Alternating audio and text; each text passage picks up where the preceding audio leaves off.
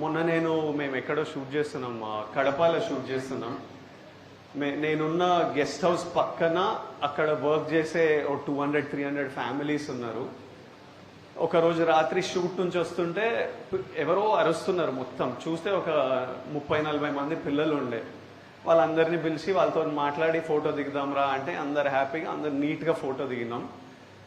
కానీ అక్కడ 40-50 కిడ్సే ఉండే, ఇంకా చాలా మంది కిడ్స్ ఉన్నారు. వాళ్ళు నెక్స్ట్ డే మార్నింగ్ మేము అంతా వస్తామన్నా అంటే okay come, next day last day of shoot, పొద్దున్నే రండి, నేను షూట్ నుంచి డైరెక్ట్ హైదరాబాద్ వెళ్ళిపోతున్నా అంటే నెక్స్ట్ డే నేను స్నానం చేసి షూట్కి బయలుదేరుతుంటే ఆల్రెడీ ఒక 50-60 కిడ్స్, ఒక 50 పేరెంట్స్ నీట్గా నిలబడి ఉన్నారు ఆర్గనైజ్గా. ఇట్లా నాకు చాలా ముద్దుగా అనిపించింది.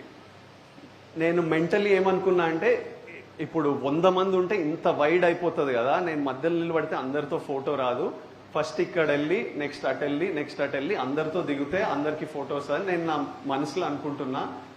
అక్కడ వెళ్ళి నిలబడితే ఆల్రెడీ నాకు రైట్లో కొంచెం ఇట్లా డిస్టర్బెన్స్ కనిపిస్తుంది, ఇంత దూరం ఉన్నామని. నేను చెప్పినా నేను ఈ ఫోటో దిగంగానే నేను అటు వస్తా, తర్వాత ఇటు వస్తా అని. ఇట్లా నిలబడ్డా, పిల్లలందరూ అట్లనే ఉన్నారు. పేరెంట్స్ ఫోన్లు తీసుకొని నూకుడు స్టార్ట్ చేసి ఇక్కడక్కడ వీళ్ళందుకి వాళ్ళందుకి, పక్కనే ఒక ఆంటీ వచ్చింది, ఇక్కడ ఇంకొకరు వచ్చిండ్రు.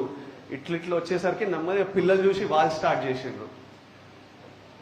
అక్కడ ఎంత డిస్టర్బెన్స్ అయిపోయిందంటే నేను ఫోటో ఇచ్చి నెక్స్ట్ రష్మిక రావాలి ఫోటో ఇవ్వడానికి. ఆ నూకులాటలో ఒక ఆవిడ కింద పడ్డది, ఆవిడ్ని పైకెత్తి ఇంకా నేను అటు నుంచి వెళ్ళిపోయినా. And I felt so disturbed that for the first 10 minutes while the parents were doing this, the kids were all so well behaved. And after seeing 5 minutes all the parents pushing around and doing this, పిల్లలు అట్లా start చేసిండ్రు. నేనేమనుకున్నా ఇంకా parents కొద్దు, పిల్లలతోనే photo దిగుతాను, పిల్లల వరకు వెళ్తే అన్న అని వాళ్ళు స్టార్ట్ చేసేసిండ్రు.